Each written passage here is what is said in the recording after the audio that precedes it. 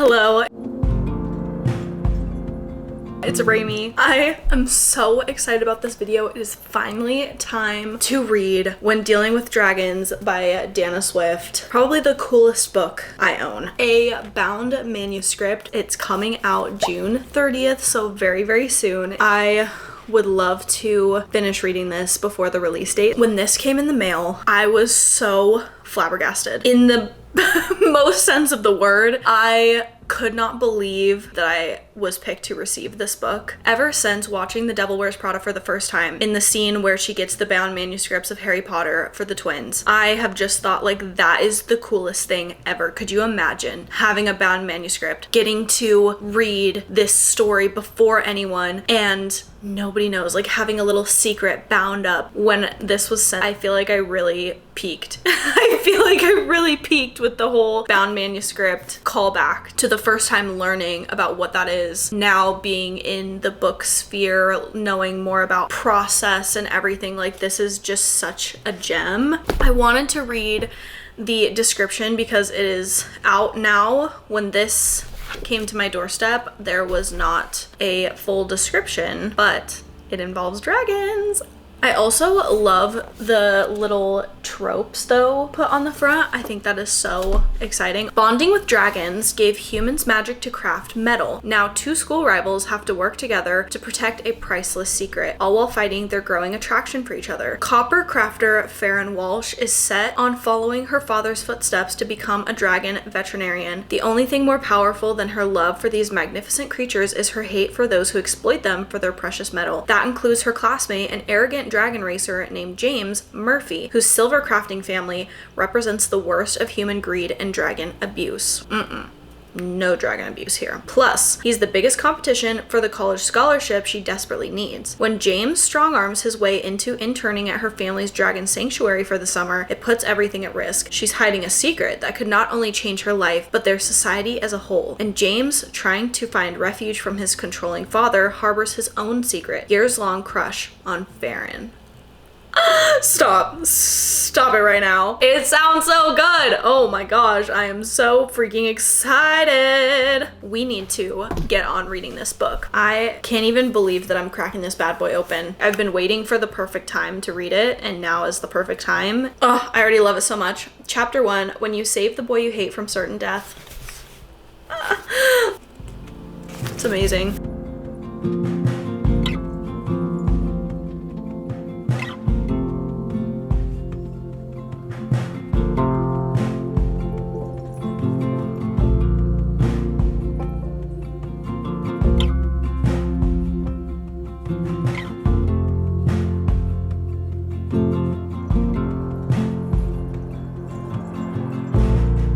Cavalier, you didn't used to be so cavalier.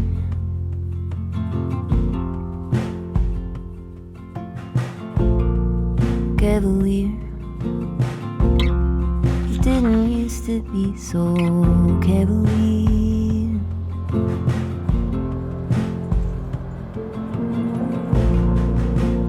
Barefoot in the truck, racing the coastline. You took the laces of your boots and tied them on mine.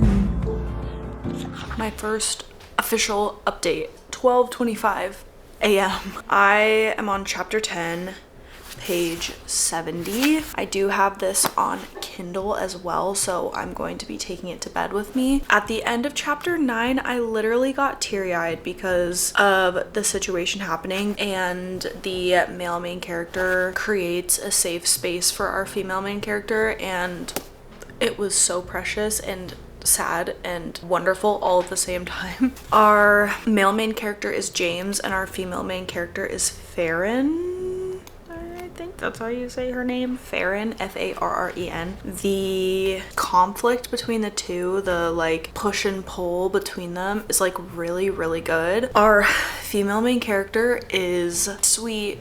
She's strong. She's feisty. She's a little awkward. She is so relatable for kind of that age. It just feels really, really relatable with like the things she maybe gets embarrassed about or the things that she's really passionate about, but she seems like she has just a really good head on her shoulders. Our male main character is just quiet and broody, and you can tell he's been through a lot. We don't really know what yet, but he's been through a lot, and he has this crush, this kind of obsession with Farron that he's had for a long time, and so I'm so excited to see that surface.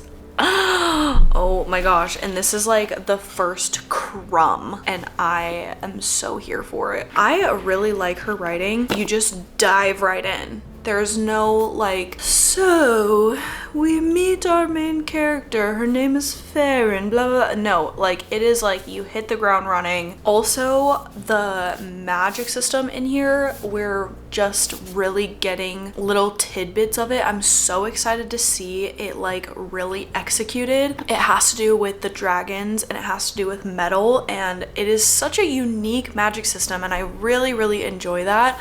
Good morning. I was reading in bed last night on my Kindle. I made it to 32% of the way through the book.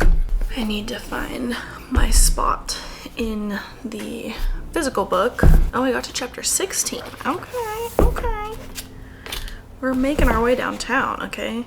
Got some reading to do today. Our espresso maker broke. It's repairable. Thank goodness. It's just the switch. Because it's an antique espresso maker, it, you know, is a little finicky. So I think what I want to do is I want to go out and get myself a coffee this morning and read. And then I also need to decide if I'm just gonna buy this book day of, or there is an amazing pre-order bundle with like a special edition hardback, and I think it comes with like page overlays and character art and like all that stuff, and I am not usually one to do that kind of thing, but it looks so good. I am just so impatient when it comes to like when a book comes out. I want it in my hands right then, but the pre-order looks so good, and I think today might be the last day to order it. I feel like this book did such a good job of sucking me in immediately. The pacing has been so good. We had a pretty big reveal, and while it was a little bit, at least for me, I felt like I could kind of call what was happening, the way that it's unfolding is different than I thought, and I'm really, really liking it, and I'm really curious how that will affect the rest of the story, because we have this big reveal, but we have literally so much book left. So I'm like, okay, like what is going to be the major conflict? I don't know, and I'm so excited to keep reading. I'm really, really liking our two main characters, Farron and James. While it is YA, it does feel like YA where the kids aren't like 100% dumb. I know that might be kind of rude to say, but I just feel like sometimes with YA, the characters are just so like, yes, obviously teenagers are gonna be more immature in some ways or not know how to handle certain situations or whatever, but teenagers are not dumb. Yeah, I really like how these characters are written. It's interesting because there is some modernness to it, but then there's also,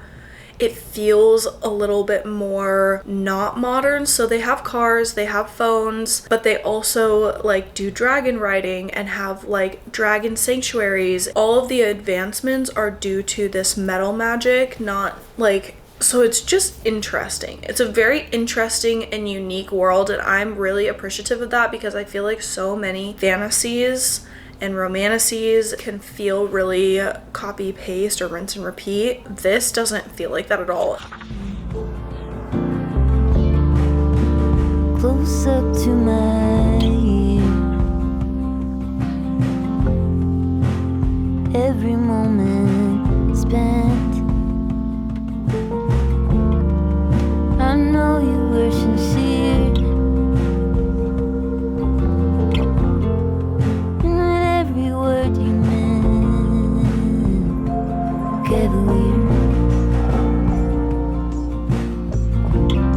You didn't used to be so cavalier.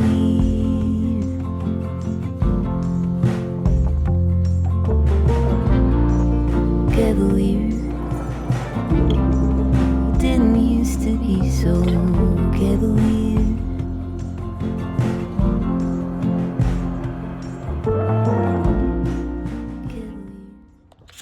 Good morning. Guess what I have this morning? An oat milk latte. Oh my gosh.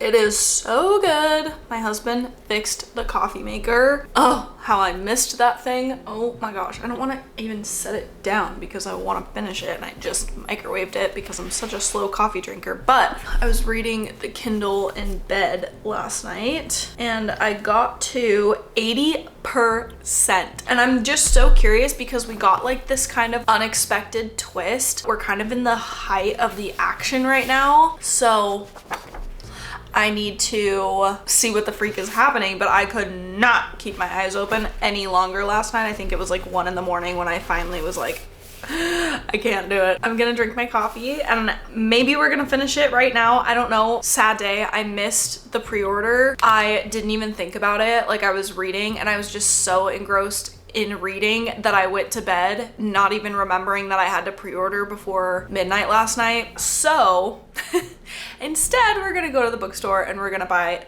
the book today. I also have a couple other books that I really want to pick up.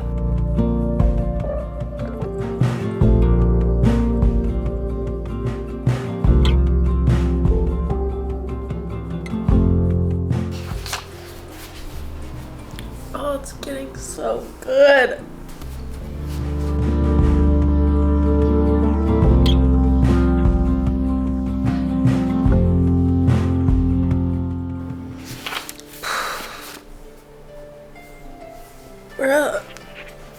What the heck? I'm like so scared right now. I'm on page 299. I literally have 15 pages left. This has been the most insane roller coaster. Also, we finally have a thorough understanding of how the magic system works, and that was like something that I was kind of thinking about in the back of my head. I was like, okay, like I don't fully understand how this works because some of this stuff doesn't make sense. Now it makes sense. Can't believe it's almost over.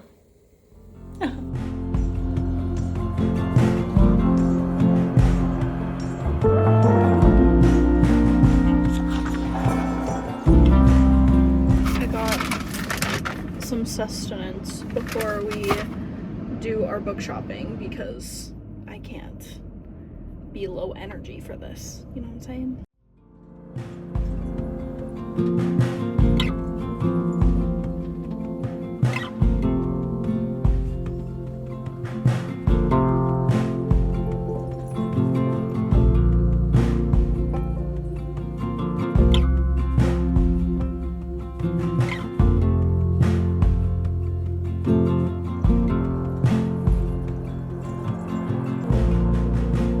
Barefoot in the truck,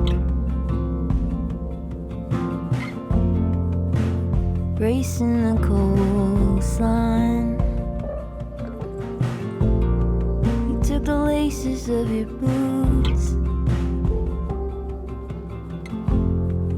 and tied them on mine,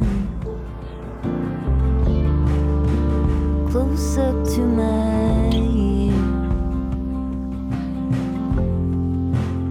Every moment spent. Filming in public is literally never easy, but we got the goods. I'm so excited. How beautiful. I also got Tropesick, which I've been so excited for this to come out. And then I got Close to You by Nissa Renzo. I did read this. So good, so heartbreaking. Thankfully, I'm only adding one book to my TBR. When I saw the final artwork for the cover, I was like, it's so good. Oh, I love it. I love getting to see Farron and the ribbons in her hair and her beautiful dress. And James, my gosh. This does have a little bit of foiling on the hardback, which I'm obsessed with, and if you know, you know. Okay, that's all I'm gonna say. Thank you so much for coming along this adventure with me. I'm just so grateful for the opportunity to read this book and get to be excited about it and just really dive into such a wonderful story. I need to go to the dentist now, so I'll see you in my next video. Happy reading. Bye.